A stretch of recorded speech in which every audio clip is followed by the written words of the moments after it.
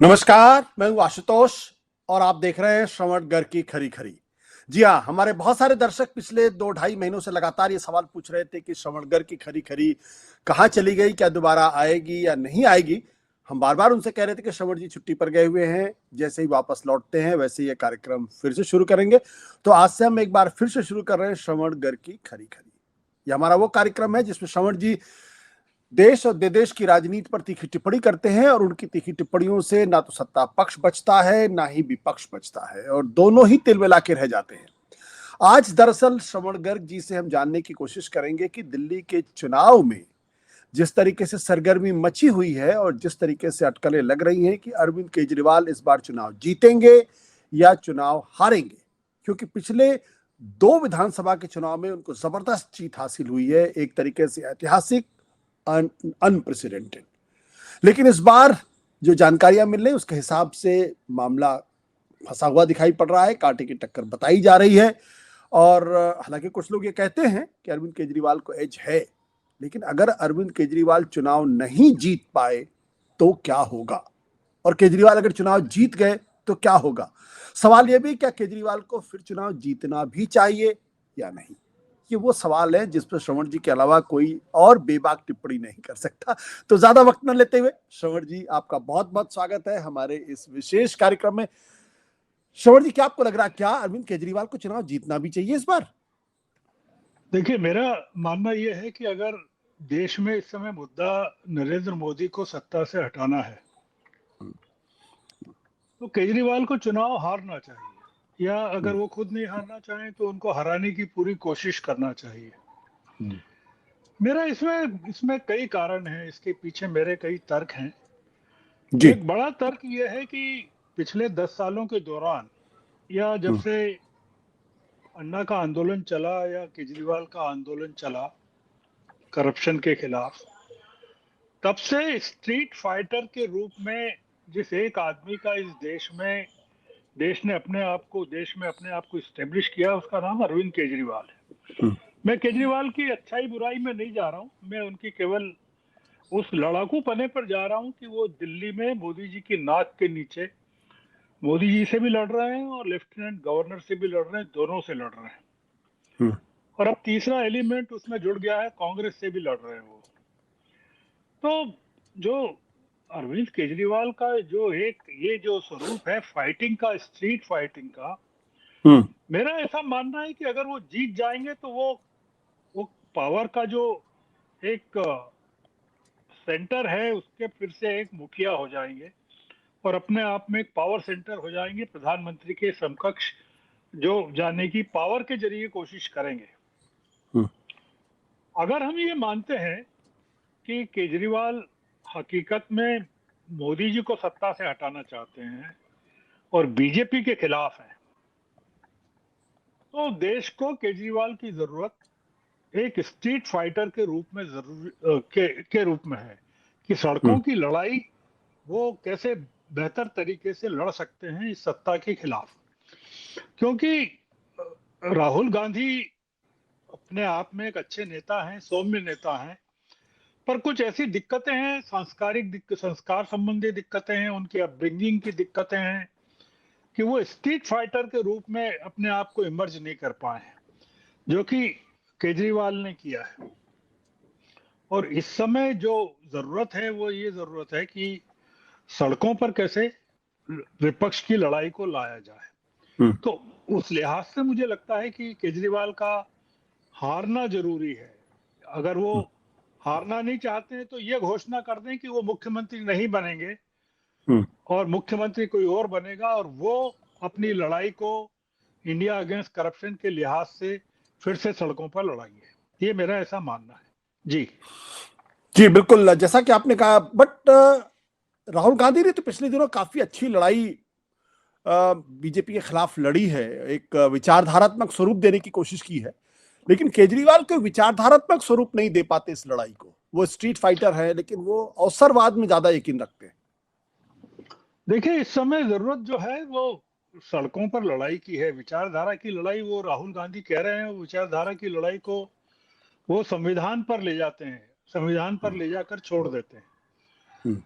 जो कि दिल्ली में या देश में बहुत ज्यादातर लोग उसको समझ नहीं पा रहे हैं कि वो राहुल गांधी आखिर चाहते क्या है। मतलब ये पूरा मामला जो है, जिस तरह से आप दिल्ली में देखें कि किस तरह से केजरीवाल लड़ रहे हैं, वो कोई संविधान की लड़ाई नहीं लड़ रहे हैं।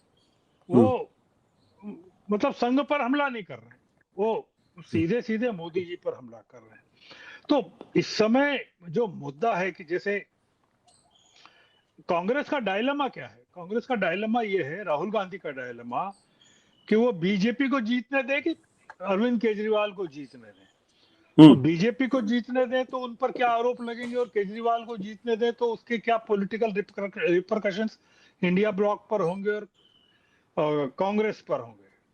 तो कांग्रेस दोनों ही स्थिति में लूजर साबित होने वाली है। अगर बीजेपी जीत जाए तो भी, और अरविंद केजरीवाल जीत जाए तो भी। इनका बेसिक इंटरेस्ट जो है राहुल गांधी का, ये होना चाहिए कि वो केजरीवाल को हराने में अपनी पूरी ताकत झोंक दें। इसका बुनियादी कारण ये है कि इस चुनाव के बाद केजरीवाल जो हमला करने वाले हैं, वो बीजेपी पर भी हमला करने वाले हैं और कांग्रेस पर भी हमला करने वाले हैं, और वो इंडिया ब्लॉक को तोड़ देंगे। मतलब अगर जीत जाए तो भी तोड़ेंगे, और हार जाएंगे तो भी तोड़ेंगे। आप देख रहे हैं कि दिल्ली के चुनाव में ममता बनर्जी ने शत्रुघ्न सिन्हा से कहा है कि वो आम आदमी पार्टी के प्रचार में लग जाएं, और वैसे ही समाजवादी पार्टी है, अपने कुछ सांसदों को उसमें जोड़ रही है कि वो अरविंद केजरीवाल के प्रचार में जुट जाए।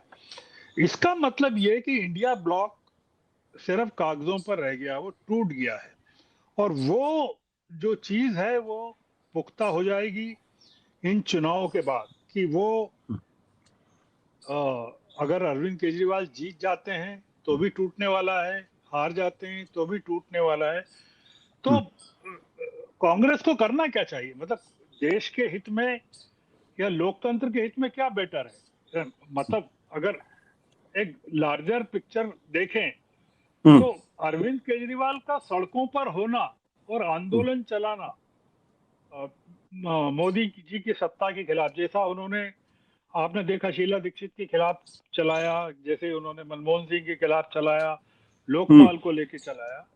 तो अगर दिल्ली की सड़कों को केजरीवाल एक फाइटर के रूप में मिलते हैं, वो मुख्यमंत्री के रूप में फिर से एक करप्ट नेता के रूप में मिलेंगे।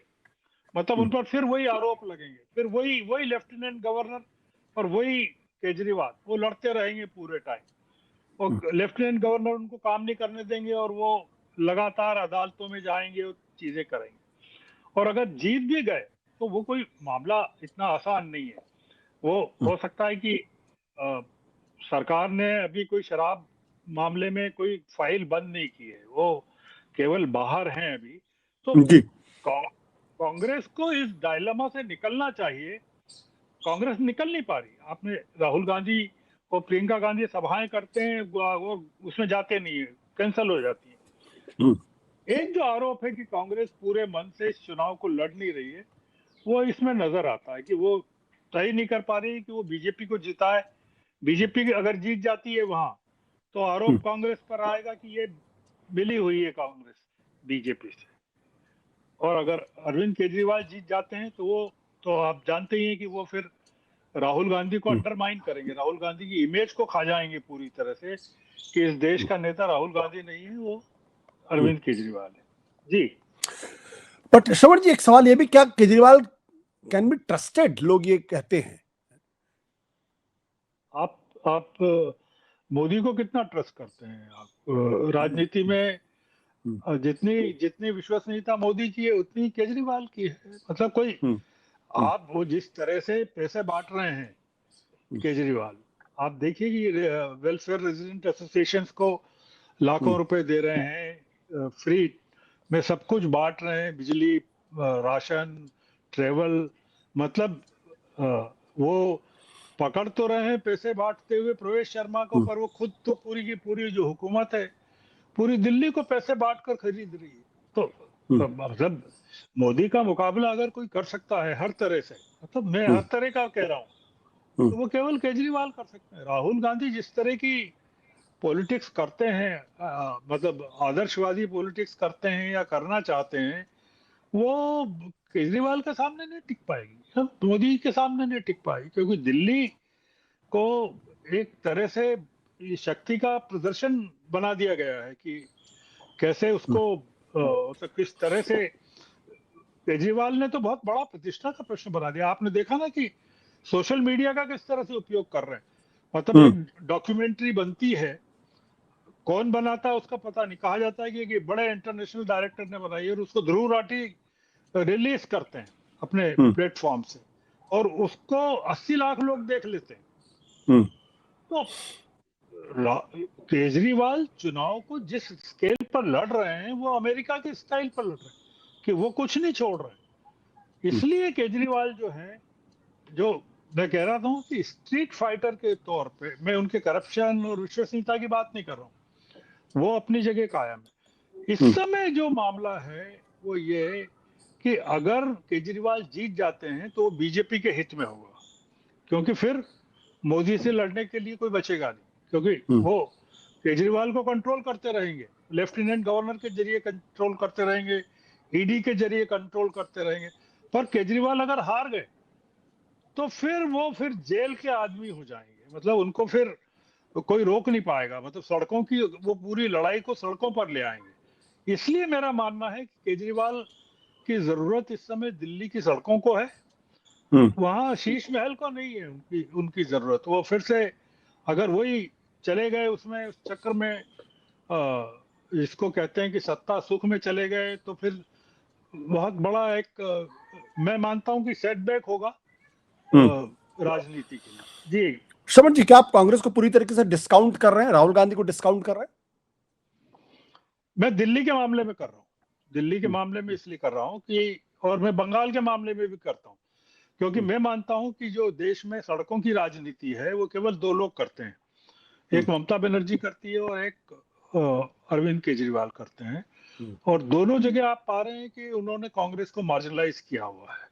पिछले 10 सालों से आप पा रहे हैं कि कांग्रेस दिल्ली में पूरी तरह से मार्जिनलाइज्ड है, और बीजेपी को भी किया हुआ है, नाक के नीचे, मोदी जी के नाक के नीचे किया हुआ है, और बंगाल में तो पूरी तरह से किया हुआ है। यही कारण है कि ये लोग विधानसभा चुनाव में कांग्रेस के साथ सीटों का समझौता भी नहीं करते हैं, वो इतना दोनों के दोनों इतने एरोगेंट हो गए। तो इसलिए मैं ये इसको कांग्रेस की इनहेरेंट वीकनेसेस मानता हूं, क्योंकि कांग्रेस में कोई नेता नहीं है दिल्ली में। संदीप दीक्षित एक वेंजेंस के साथ काम करते हैं कि उनकी मां को हटाने में इनकी बड़ी भूमिका रहेगी।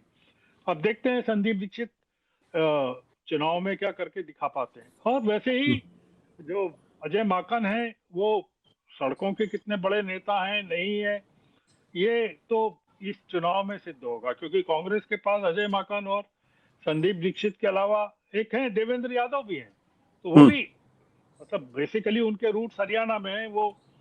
पर मतलब ये जो तीन लोग हैं, इनके दम पर पूरी कांग्रेस की दिल्ली में राजनीति चल रही है। जबकि अरविंद केजरीवाल का ऐसा नहीं है। आप देखिए उनके कैडर को, देखिए उनके लोगों को, बीजेपी के पास कैडर की भी दिक्कत है, उम्मीदवारों की भी दिक्कत है, सब दिक्कत है।